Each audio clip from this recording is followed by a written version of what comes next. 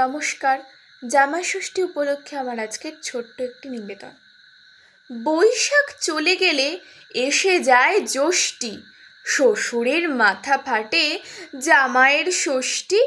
জামাইটা এক হলে ঠিকঠাক তবু হয়, একাধিক হলে পরে শ্বশুরের বড় ভয়।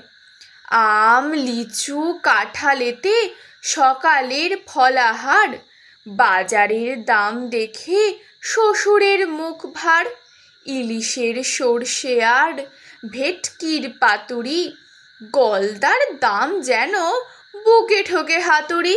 শ্বশুরের ঘাম ঝরে মাটনের লাইনে, সম্মান বাড়ে পদে লেখা আছে আইনে।